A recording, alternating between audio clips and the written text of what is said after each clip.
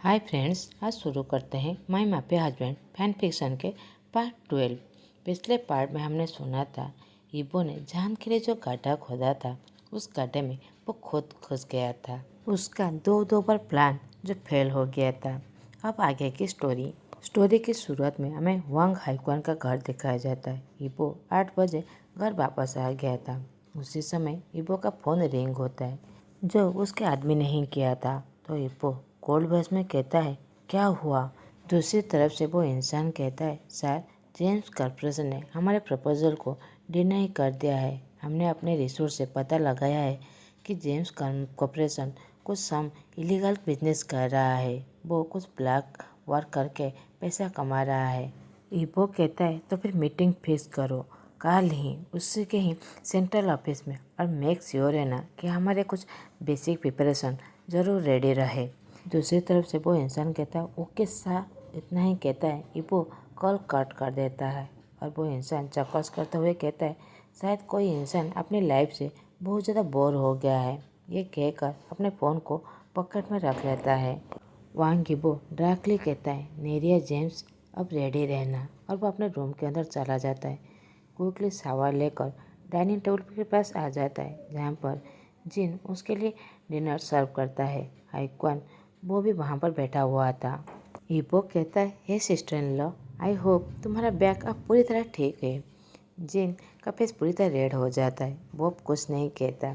हाइक्वान भी अपने छोटे भाई की तरफ नहीं देखता जो हमेशा उसकी बेबी को टीज करता है। कुछ देर बाद हाइक्वान कहता है हे, अब बंद भी हो जाओ, तुम मेरी बेबी को इस तरह अनकंफर्टेबल नहीं कर सकते। तो जिन उसके शोल्डर को अब स्लैप करता है और कहता है तुम दोनों चिढ़ाना बंद करो, अब डिनर करो। ये कहकर वो हाइक्वान के पास जाकर बैठ जाता है। हाइक्वान मम्बल करते हुए कहता है ए, और वो स्लोली खाने लगता है। तो ये वो कहता है वाओ गा, मुझे लगता है आप बस बेड में ही टॉप है, नहीं तो हर बार आपकी बेबी ही बहुत ज़्यादा डोमिनेट है। इबो इस बेबी वर्ड को बहुत ज़्यादा फोर्सफुली कहता है। तो दोनों जिन और हाइक्वान पूरी तरह रेड हो जाते हैं और इबो हंसने लगता है, और कुछ ही सेकंड में वो अपना हंसी बंद करते हुए नीचे की तरफ देखने लगता है। हाइक्वान सेंस कर लेता है कि उसके भाई के साथ कुछ तो गलत है, तो वो अपने भाई के हाथ को पकड़ लेता है। तो इबो अपने भाई की तरफ देखकर हंसने लगता है। कहता है भाई, जब मैं अकेला था चाइना में मुझे नहीं पता कि मुस्कुराहट होता कैसा है और हंसना किसे कहते हैं, मगर अब देखो मैं तुम दोनों को देखकर एक पागल की तरह हंसे ही जा रहा हूँ। सभी उसकी तरफ देखकर पूरी तरह पॉज हो गए थे। इबो हम सब हाफ ही होते हैं, जिन जो मेरा अदर हाफ है, मैं पूरी तरह कंप्लीट हो गया। ऑफ कोर्स तुम भी एक दिन एक को ढूंढ लोगे जिसकी वजह से तुम भी हंसने लग जाओगे। तुम हमें देखकर नहीं हंसना पड़ेगा, तुम अपने आप ही हंसने लगोगे अपने पूरे दिल से जब तुम अपने अदर हाफ को ढूंढ लोगे। हाइक्वान अपने भाई को चीयर करते हुए अपनी पास्ट लाइफ के बारे में सोचने लगता है। जब उसके पेरेंट्स जिंदा थे तो वो सब कितने ज़्यादा खुश थे। इबो अपने आंखों को रोल करते हुए कहता है भाई, आप हमेशा ऐसी बातें कैसे कर सकते हैं। मुझे तो एक बार लगता है कि आप कोई डॉक्टर नहीं है, आप एक रोमांटिक पोएट हैं। अब वहाँ का एटमॉस्फेयर पूरी तरह नॉर्मल हो गया था। इबो अपने नॉर्मल सेल्फ में वापस आ गया था। तो हाइक्वान हंसते हुए कहता है इबो, आज का दिन डॉक्टर वुंग के साथ तुम्हारा कैसा गया। इबो जो पानी पी रहा था वो सारा पानी स्प्लिट कर देता है। हाइक्वान इमीडिएटली इबो के बैग को पैट करने लगता है और कहता है इबो क्या हुआ। इबो अपने आप को ठीक करते हुए वो चेयर में पॉपली बैठ जाता है और वो एक बुली पॉपी की तरह देखते हुए कहता है भाई प्लीज़ इस कॉन्ट्रैक्ट को ब्रेक कर दो। हाइक्वान स्ट्रेनली फेस दिखाते हुए कहता है नहीं। वो पहले इबो की ऐसी फेस देखकर वो हंसना चाहता था, मगर वो उसके सामने हंस भी नहीं सकता। तो हाइक्वान कहता है तुम इस कॉन्ट्रैक्ट को क्यों ब्रेक करना चाहते हो। इबो कहता है भाई, आपका वो जो लिटिल डॉक्टर है वो मॉन्स्टर है। नहीं नहीं, वो विच है, उसे ब्लैक मैजिक आता है। आपको पता है वो कितना ज़्यादा स्पाइसी फूड खाना खाता है। वो तो रॉ रेड चिलीज को खाना खा लेता है। वो अंधेरे से भी नहीं डरता। वो हॉन्टेड हाउस के गेम को पूरी तरह एंजॉय करता है। सीरियसली भाई, वो कोई हिम्मत नहीं है। मैं उसके साथ दिन भर तक बहुत ज़्यादा नाइस रहा। मैंने उसे लंच के लिए भी कहा था, मगर उसने जैसे चिल्ली फूड खाना पसंद किया। खाना खाने के बाद उसने चॉकलेट लिया, मगर उसने मुझे एक भी नहीं दिया। उसने सब कुछ अकेला खा लिया और वो तो मुझे फोर्सफुली खींचते हुए हॉन्टेड हाउस भी ले गया था। हाइक्वान और जिन दोनों इबो को डाउटफुल नज़र से देखने लगता है। तो हाइक्वान कहता है, इबो, तुमने डॉक्टर वोइंग के साथ दिन भर तक नाइस रहने की ट्राई की, तुमने उसे लंच के लिए भी कहा, मगर तुम इस कॉन्ट्रैक्ट को ब्रेक नहीं कर सकते।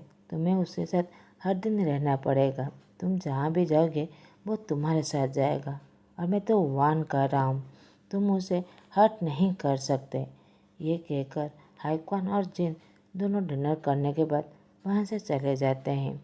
इबो मोमबर्स करते हुए कहता है, यू विच, तुमने मेरे भाई के ऊपर क्या स्पेल कर दिया है जो वो मेरी बात नहीं सुन रहे हैं। वो इरिटेड होते हुए खाना खाकर वो भी डाइनिंग टेबल से वहाँ से चला जाता है और वो पूरे रात ये प्लान करने में बिजी रह गया कि उस लिटिल विच को कल कैसे बुली किया जाए। दूसरी तरफ जान का अपार्टमेंट में जान अपने दिन भर के सारे एक्टिविटीज़ को वो आंटी यू को स्वीट टॉक और क्यूट स्माइल से सारी बातें बता रहा था। वो लोग डिनर करने के बाद वो आंटी यू को पूरे दिन के बाद कहने के बाद जान अब बहुत ज़्यादा टायर्ड हो गया था। वो अपने रूम में सोने के लिए चला जाता है। अब हमें फ़ोन में कन्वर्सेशन सुनाई देता है जो आंटी यू और मिस्टर साव के बीच में होता है। आंटी यू कहते हैं, सर, यंग मास्टर पूरी तरह ठीक है। यंग मास्टर को उसने बहुत ज़्यादा अच्छा ट्रीट किया है।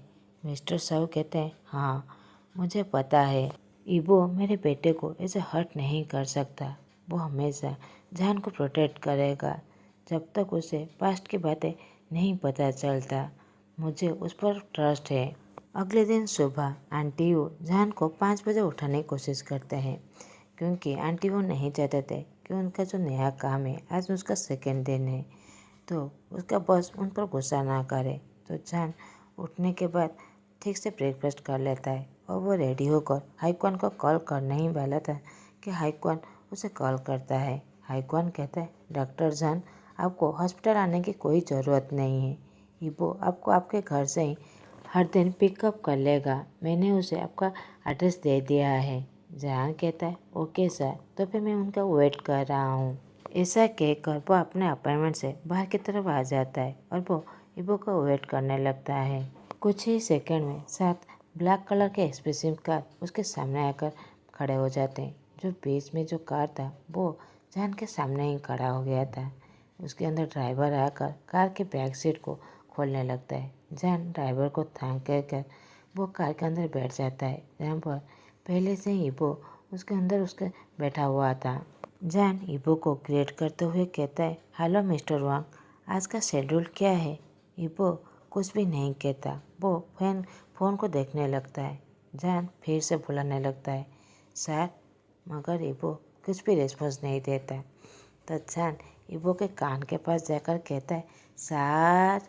तो इबो पूरी तरह फ्लिंच हो जाता है इबो की ऐसे चिल्लाने की आवाज़ सुनकर। इबो इरिटेट होते हुए कहता है, ओ गॉड, क्या तुम मुझे मार डालोगे। इबो अपने कान को रब करने लगता है। जान अपने दोनों हाथों को फोल्ड करके अपने चेस्ट के पास रख लेता है और पाउट बनाते हुए कहता है, आप मेरी बातें नहीं सुन रहे थे। इबो जो अपने ईयर्स को रब कर रहा था वो पूरी तरह स्टॉप हो जाता है। उसकी आंखें जान के पाउट लिप्स को देख रहा था जो उसके मुंह में पूरी तरह सलाब आ गया था। जान फिर से कहता है, सर, आप ठीक है। इबो जो इतनी देर से जान के लिप्स को ही देखे जा रहा था अब वो इंडो के बाहर तरफ देखते हुए अपने ड्राइवर को ऑर्डर देता है, अब यहाँ से चलो। इबो अपने मन में सोचता है, मुझे ऐसा क्यों फील हो रहा है, मैं इतने हॉट क्यों फील कर रहा हूँ। शायद ये क्रेजी हुईस की वजह से जो मेरे पास बैठा हुआ है। और वो अपने शर्ट के टॉप बटन को खोल देता है और वो अपने हाथों से फैन करने लगता है। जान इबो की तरफ देखते हुए कहता है, सर, आप हॉट फील कर रहे हैं। इबो अपने आंखों को रोल करते हुए कहते हैं, हाँ, बस थोड़ा सा। और वो अपने हैंडकरचिप निकल कर अपने फोरहेड को वाइप करने लगता है। जान कहता है, मगर सर, कार का एसी तो पूरी तरह मैक्सिमम में है और वेदर भी पूरी तरह ठीक है। शायद आपकी तबीयत खराब है। ये कहकर वो अपने राइट हैंड लेकर इबो के फोrehead पर चेक करने लगता है कि उसका टेम्परेचर कैसा है। उसी समय इबो का हार्ट जैसे बड़ी जोर से बीट करने लगता है।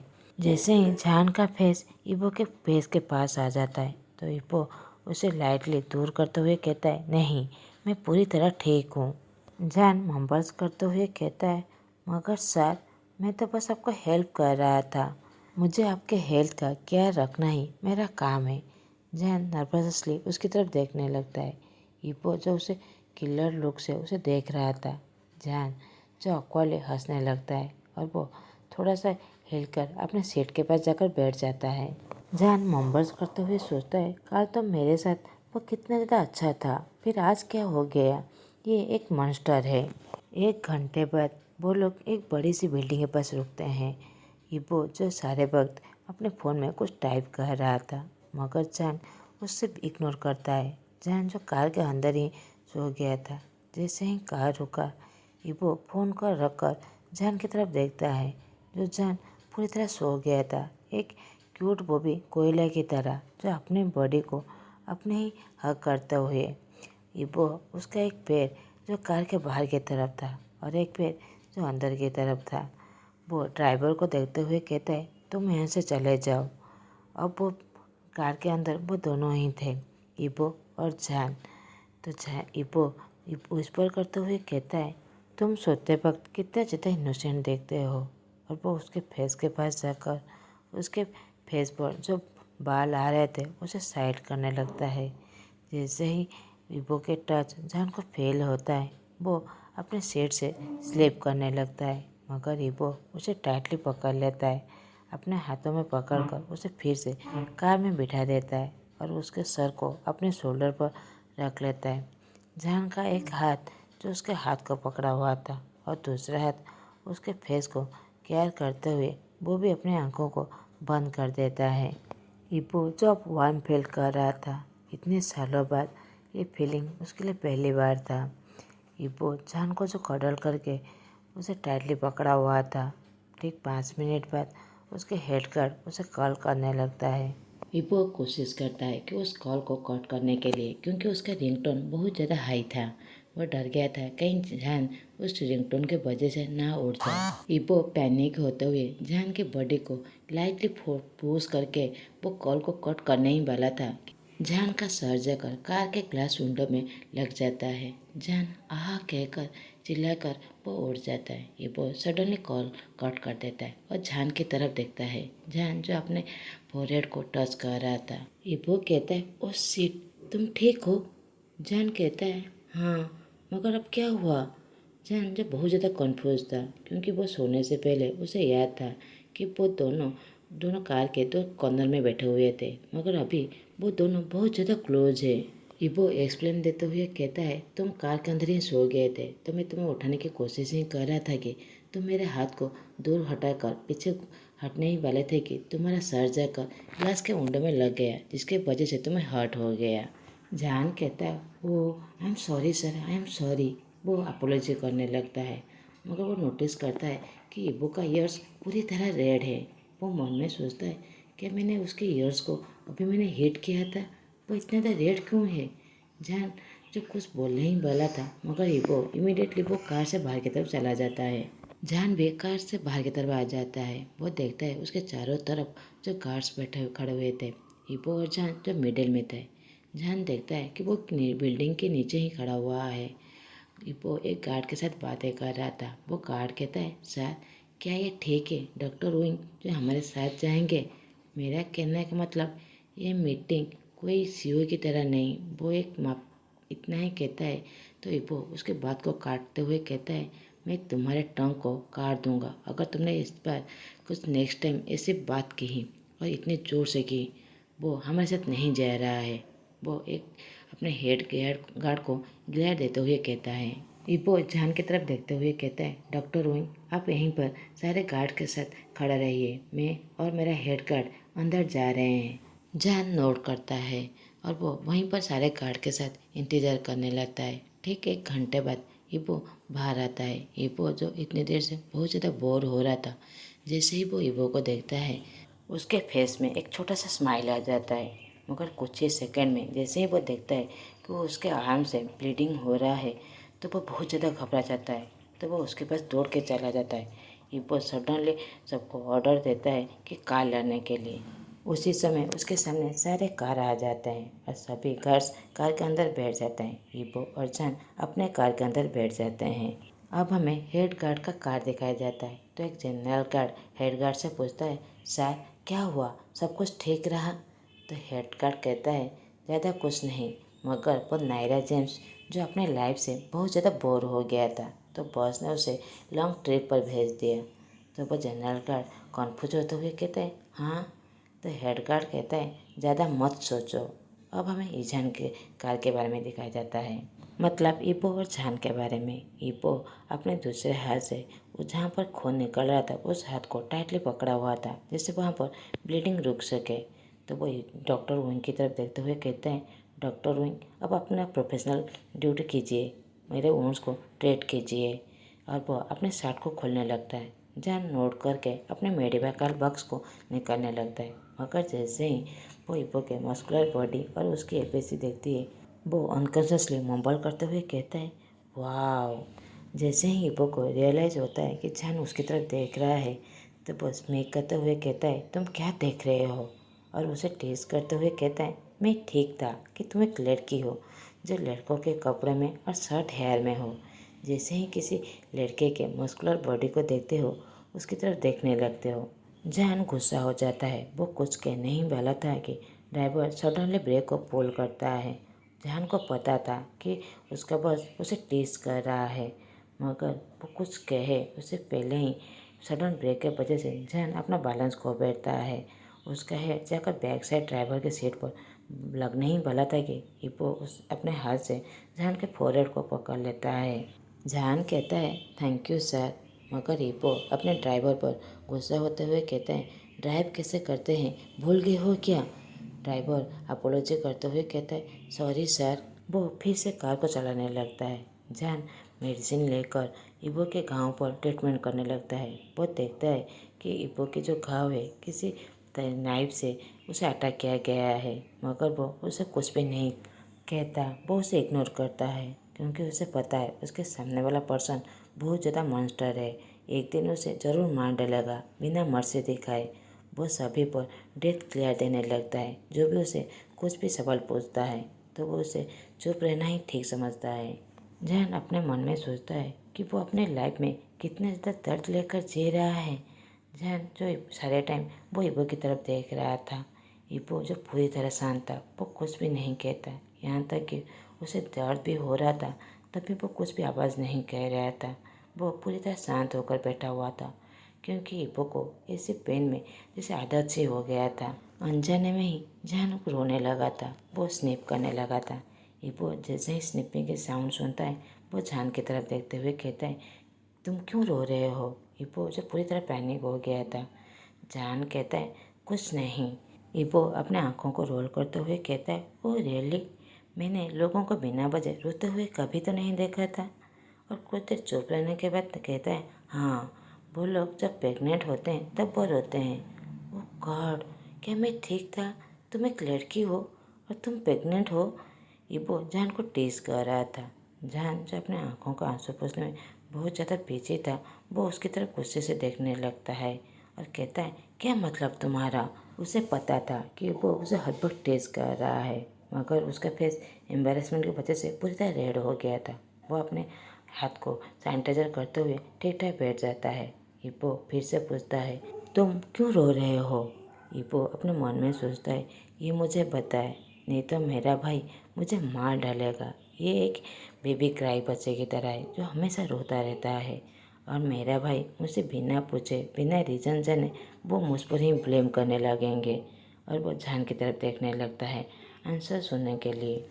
जहान कहता है, हाँ मैं रो रहा था क्योंकि तुम्हारा घाव बहुत ज़्यादा गहरा था, मगर तुम दर्द की वजह से कुछ भी फील नहीं कर रहे थे, पूरी तरह शांत थे। तो इब्बो कहता है, हाँ मैं कुछ भी फील नहीं कर रहा था। वेट, तुम मेरे लिए रो रहे थे? मेरे लिए? जान कुछ भी नहीं कहता, वो बस अपने सर को हिलाकर नोट करता है। जान विस्पर करते हुए कहता है, क्यों? आज का पार्ट मैं यहीं पर ही ख़त्म करता हूँ। आप लोगों को मेरा एक्सप्रेशन अच्छा लगे तो प्लीज़ लाइक, कमेंट और सब्सक्राइब कर दीजिएगा। Thanks for watching.